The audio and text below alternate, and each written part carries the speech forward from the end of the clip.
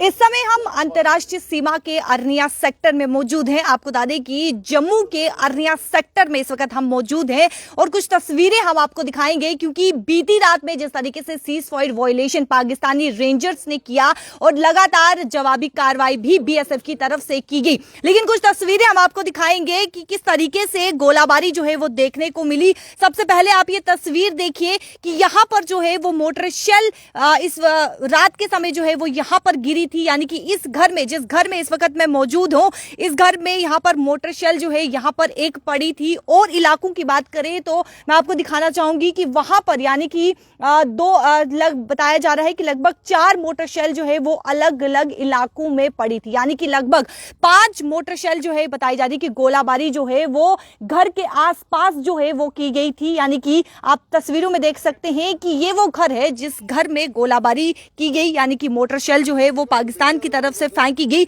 और ये वो जगह है जहां पर मोटर शेल जो है वो पड़ी थी, यानी कि रात के समय जिस तरीके से पाकिस्तानी रेंजर्स की तरफ से जो है वो सीज फायर वायलेशन किया गया। और इस समय हम अरनिया सेक्टर में मौजूद हैं, उस घर में मौजूद हैं जहां पे गोलाबारी की गई, जहां पे गोलाबारी जो है फेंकी गई, यानी कि मोटर शेल जो है वो फेंकी गई। मैं आपको बता दूं कि इस घर में यानी कि इनकी परिवार की जो एक लेडी है, उनके हाथ में काफी ज्यादा वो घायल हुई है, उनके हाथ में जो है वो काफी ज्यादा जख्म आए हैं। अभी इस वक्त उन्हें जम्मू के बख्शीनगर में लिया गया है, उनका इलाज चल रहा है। और अगर यहाँ के माल मवेशी की बात करें तो आपने तस्वीरों में भी देखा होगा कि किस तरीके से माल मवेशी भी भागते हुए सड़कों पर जो है वो नजर आए। मैं आपको बता दूं कि इस घर के 2 माल मवेशी ऐसे हैं जिन्हें काफी ज्यादा यानी कि वो भी घायल हो गए हैं। यहाँ के जो परिवार वाले हैं, जो स्थानीय लोग यहाँ पर हैं, उनसे बातचीत करेंगे। सर, किस तरीके से रात के समय वो डर का माहौल था, क्या कुछ आपने देखा था? हम तो रात को सोए भी नहीं, सारी रात ऐसे ही मंचे को बेड के नीचे ही सोए। डर के मारे छोटे छोटे बच्चे थे, वो भी ऐसे रो रहे थे, पूरी रात ऐसे ही निकल गई। जब यहाँ पर मोटर शेल पड़ी, आपके आंगन में मोटर शेल पड़ी, गोलाबारी पड़ी, तो क्या लगा उस वक्त, क्या महसूस हुआ उस वक्त? महसूस तो यही है कि कहीं हम भी ऐसे ना चले जाएं, क्या पता इधर पड़ा मकान के ऊपर पड़ जाए। आपके परिवार के एक सदस्य भी घायल हो गए? हाँ, एक घायल, एक गाय को लगी है, माल मवेशी को भी माल लगी है। बच्ची को भी लगी है। देखिए, इस वक्त स्थानीय लोगों में, परिवार में काफी ज्यादा डर का माहौल है। आंटी, क्या कुछ हुआ था रात को जो फायरिंग देखने को मिली? दोनों तरफ से फायरिंग चल रही थी, अफरा तफरी मच चुकी थी, क्या हुआ था? हाँ जी मैडम जी, छोटे छोटे बच्चे हैं तो बहुत सभी रो रहे हैं। उनकी मम्मी को चोट लगी बहुत, तो वो रात को बख्शीनगर ले गए हैं। तो और इनदी इसी भी 2 ना उन्हें भी लगी हैं फिंगरा, गाय, ट्रैक्टर भी नुकसान होया, काफ़ी नुकसान होया। तो छोटे छोटे बच्चे हैं तो कुछ समझो भाई। यहाँ पर हमारे साथ छोटी बच्ची है। बेटा, क्या नाम है आपका? पूजा चौधरी। क्या उम्र है आपकी? 12। क्या हुआ था रात के समय? क्या हुआ था रात के समय? फायरिंग हो रही थी तो डर के मारे हम बेड के नीचे पड़ गए। कहाँ चले गए थे? ताई उनके घर, ताई के घर। ताई का घर कहाँ पे? ये सामने। उनके घर भी कोई डर लगा था रात को? यस, क्या लग रहा था? बहुत डर लग रहा था कहीं हमारे ऊपर गिर जाए। देखिए, लोगों में, स्थानीय लोगों में काफ़ी ज़्यादा डर का माहौल था रात के समय, और अभी भी डर का माहौल जो है वो इस समय स्थानीय लोगों में है, क्योंकि अफरा तफरी जिस तरीके से रात के समय देखने को मिली थी, लोग जो है वो अपने घरों से बाहर निकल चुके थे, जबकि बीएसएफ की तरफ से ये कहा गया था कि आप बिजली बंद करके अपने घर में ही रहिए। और जिस तरीके से अंकल हमारे साथ यहाँ पर मौजूद है, अंकल, रात के समय काफ़ी ज़्यादा अफरा तफरी मच चुकी थी, गोलाबारी यहाँ पर देखने को मिली, क्या कुछ कहना चाहेंगे? कहना क्या, बहुत परेशानी है। हम बॉर्डर के लोग हैं, हमारा कुछ जीना नहीं है, ठीक है। और बच्चे हैं छोटे छोटे, वो रात को इतने सहमे थे, चलचा रहे थे। जब उसने अपनी मम्मी को देखा तो बहुत बुरा हाल था। सभी बहुत फोन, फिर पुलिस को फोन किया, ऐसे बात हो गई। फिर उसके बाद काफ़ी कोई देर के बाद वो 2 बीएस के जवान जख्मी थे, वो बुलेट प्रूफ गाड़ी आई इधर, वो उनको ले गई। और ये 100 मीटर के एरिया में 6 मोटर के 6 6 मोटर शेल गिरे हैं। हाँ 6 मोटरसाइकिल गिरे हैं। एक आंगन में ही गिरा है। एक दरवाजे के सामने मेन हमारे भेड़े के बीच में, और 5 इधर पे हैं आसपास। तो रात को जो एक डर का माहौल था, क्या अभी भी वो डर का माहौल अभी भी माहौल है, क्या पता किस वक्त किस टाइम वो फिर दोबारा सेलिंग हो जाए।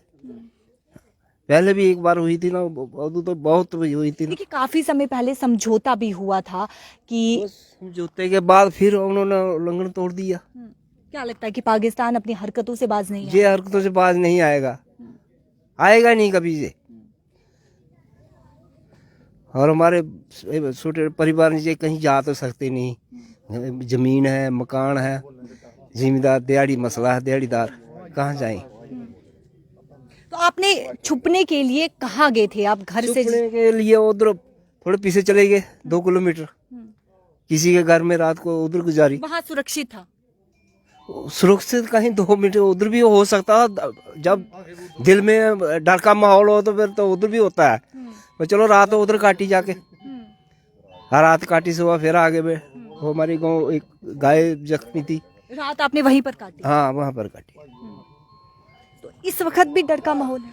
नहीं इस वक्त उनको कोई सीज फायर कोई ये थोड़ा उनको रिटर्न है भाई जहाँ दो, वो तो जब जी चाहे तब कर सकते हैं। रिश्तेदार आ रहे हैं इधर, वो बख्शीनगर है। वो बक्सी नगर हाँ रिश्तेदार सभी इधर आ रहे हैं, तो बख्शीनगर हैं। बच्चे भी दोनों छोटे छोटे बच्चे हैं, वो भी उधर है।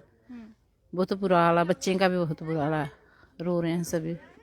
देखिए एक डर का माहौल इस वक्त स्थानीय लोगों में और परिवार में देखने को मिल रहा है। जिस घर में हम मौजूद हैं वहां के आंगन में एक मोटर शेल पड़ी है, यानी कि रात के समय यहां पर गोलाबारी जो है वो की गई। इस आंगन में जो है वो मोटर शेल पड़ी और 100 मीटर के दायरे में लगभग 4 के करीब जो है वो मोटर शेल रात के समय पड़ी, यानी कि गोलाबारी जो है वो 100 मीटर के दायरे में हुई। और जिस तरीके से यहाँ की जो परिवार का एक सदस्य यानी कि जो लेडी है उनका हाथ भी काफी ज्यादा जख्मी हो गया। और आप देख सकते हैं कि किस तरीके से, यानी कि अगर इस जगह की बात करें तो लगभग 3 मीटर 4 मीटर की ये दूरी में ये क्षेत्र जो है वो पड़ता है, यानी कि अंतर्राष्ट्रीय सीमा से 3-4 मीटर की दूरी पर ये गांव है। यहाँ पर लोग बसते हैं, यहाँ पर लोग रह रहे हैं, काफी समय से यहाँ पर लोग रह रहे हैं और काफी ज्यादा लोगों में इस वक्त डर का माहौल है।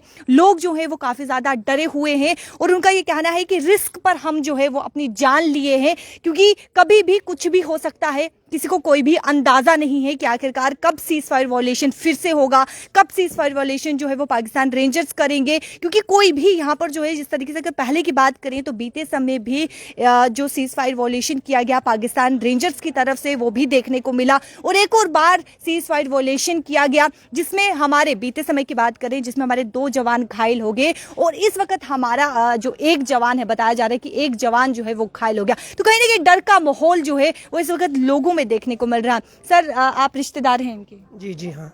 यहाँ पर आए हैं देखने के लिए? हाँ जी हाँ जी। क्या कहना चाहेंगे, क्योंकि एक डर का माहौल बन गया था, रात के समय काफी ज्यादा अफरा तफरी देखने को मिली थी। तो ये जो फायरिंग है आप लोग देख रहे, तो देखते आपने भी सुना होगा कि ये फायरिंग जो है पाकिस्तान अपनी मर्जी से करता रहता है। ये तो किसी को ना तो इन्फॉर्मेशन देते हैं ना कुछ, और अभी आपने देखा ही है। ये तो थोड़ा सा अच्छा रहा, भगवान की दया रही तो कैजुअलिटी नहीं हुई, थोड़ी हुई है। और लेकिन ये ऐसा है कि हम चाहते हैं कि हमारी गवर्नमेंट जो है वो इनसे बात करनी चाहिए, जहाँ भी कैसे भी हो, और ये फायरिंग जो है वो अननेसेसरी जो होती है वो नहीं होनी चाहिए। देखिए आरएसपुरा के यहाँ पर एमएलए भी यहाँ पर पहुँच चुके हैं, क्योंकि यहाँ पर गोलाबारी जो है वो देखने को मिली। इनसे भी बातचीत करने की छोटी सी कोशिश करेंगे। सर क्या कहेंगे, रात के समय काफी ज्यादा अफरी तफरी मच चुकी थी, लोगों में अभी भी डर का माहौल है और आंगन में एक मोटर शेल भी यहाँ पर पड़ी है, क्या कहेंगे? देखिए ये पाकिस्तान का एक बहुत ही घिनौना काम उन्होंने फिर एक बार शुरू किया है। आपने देखा होगा कि 14 के बाद जब 2014 में मोदी सरकार जहाँ आई थी जी, तो मुंह तोड़ जवाब जो है पाकिस्तान जो हमेशा यहाँ पे शेलिंग करता था और सिविलियन एरियाज में खासकर मुझे लगता है कि एक बहुत बड़ा ह्यूमन राइट वायलेशन जो होता है वो यहाँ पे किया जाता है।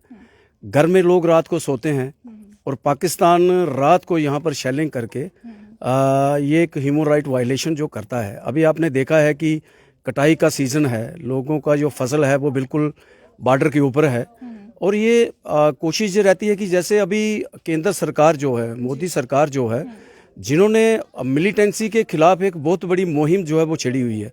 आपने देखा है कि अब पाकिस्तान कहीं ना कहीं बुखलाहट उनको है।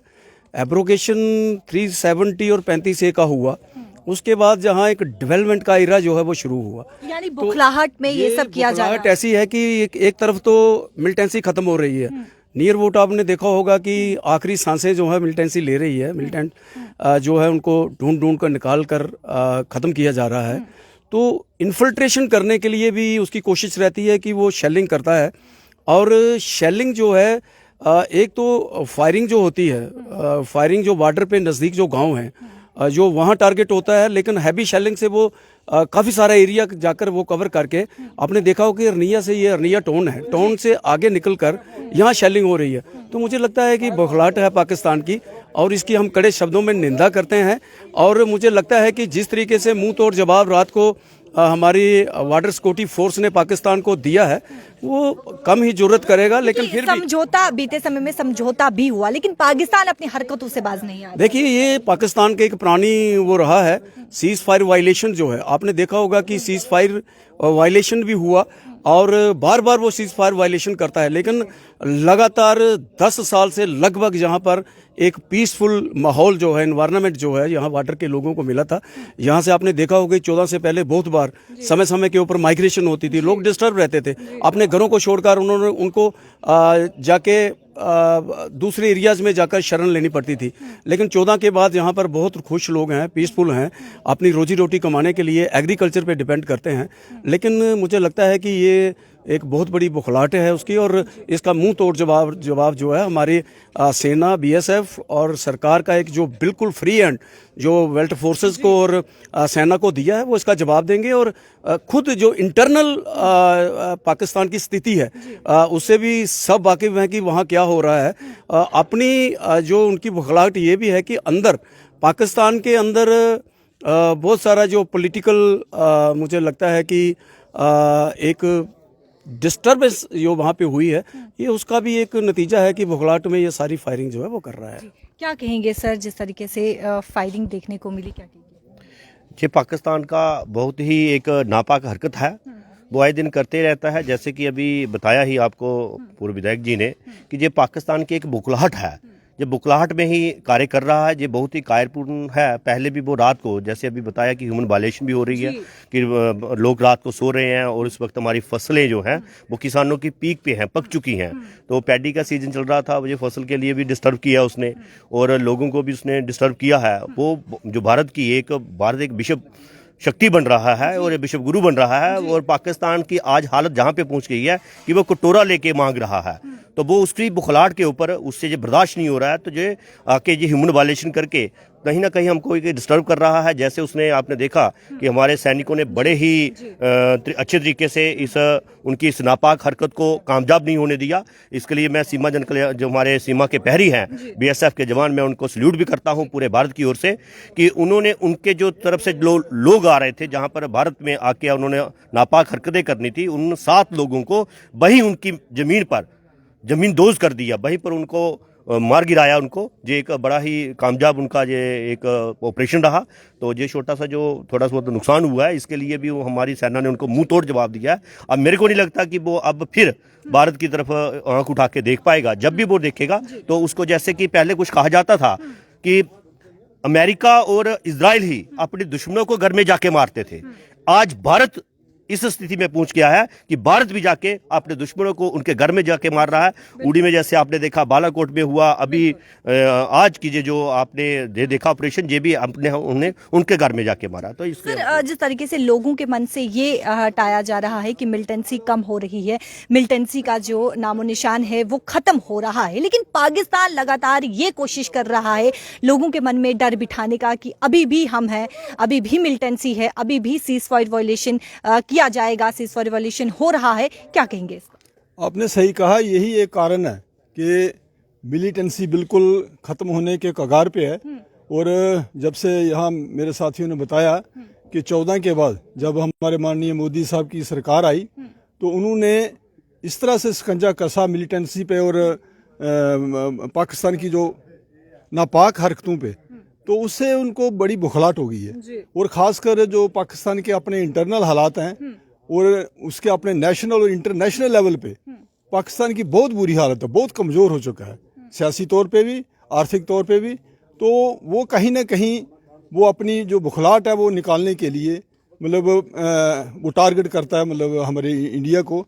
लेकिन हमारी जो सेना है, हमारी जो यहाँ की सरकार की नीतियाँ बिल्कुल सक्षम है और उनका मुंह तोड़ किसी भी नापाक हरकत का मुंह तोड़ जो वो जवाब देने के लिए ये तैयार हैं। आपने देखा कि तुरंत इस पर एक्शन हुआ और उसका उनको मुंह तोड़ जवाब दिया भी गया और आगे भी दिया जाएगा ताकि पाकिस्तान दोबारा ये हरकत ना कर सके। बहुत बहुत शुक्रिया। जिस तरीके से और भी तस्वीरें हम आपको दिखाएंगे कि कई घरों में कई घर जो है वो क्षतिग्रस्त भी हुए हैं, लेकिन ये तस्वीर हम आपको दिखा रहे हैं जहां पर रात के समय जो है मोटर शेल जो है, हैवी मोटर शेल जो है यहाँ पर फेंकी गई। यहाँ पर जो है मोटर शेल जो है वो देखने को मिली और 100 मीटर के दायरे में 4 लगभग गोलाबारी जो है वो रात के समय देखने को मिली। रात के समय 100 मीटर के दायरे में, यानी कि इस घर से जो 100 मीटर के दायरे में जो स्थान आता है, जो जगह आती है, वहां पर भी 4 लगभग मोटर शेल जो है वो रात के समय देखने को मिली। और ये वो घर है जहां पर लोग यहां से बचकर जो है वो निकल रहे थे। लोग, जो परिवार यहाँ पर रहता है, वो परिवार के लोग यहाँ से निकल रहे थे और सुरक्षित जगह जा रहे थे। जैसे इन्होंने कहा परिवार वालों ने कि 2 किलोमीटर की दायरे, जो 2 किलोमीटर के दायरे में घर है, वहां पर वो जा रहे थे, आशियाना वहां पर ले रहे थे। लेकिन फिर भी वहां जाने के बाद भी एक डर जो दिल में था वो बरकरार था और अभी भी दिल में ये डर है कि पता नहीं कब जैसे पाकिस्तान रेंजर्स की तरफ से जो है वो सीज फायर वायलेशन किया जाएगा। क्योंकि जिस तरीके से लगातार यानी कि पहले भी सीज फायर वायलेशन किया गया और फिर से सीज फायर वायलेशन किया गया जहां पर हमारे बीएसएफ के जवान भी जख्मी हुए। एक बीएसएफ का जवान जख्मी हुआ और नागरिक की बात करें तो जो आम जनता जख्मी हुई है वो लगभग 4 के करीब है। और जिस घर में हम मौजूद हैं उस घर का एक सदस्य यानी कि एक लेडी जिनके हाथ पर चोट लगी है वो, और इस वक्त वो जम्मू के बख्शीनगर में उनका इलाज चल रहा है। और भी तस्वीरों से हम आपको रूबरू जरूर करवाएंगे और वीडियो को ज्यादा से ज्यादा शेयर कीजिएगा। कैमरा पर्सन राकेश के साथ शिल्पा शर्मा, जम्मू।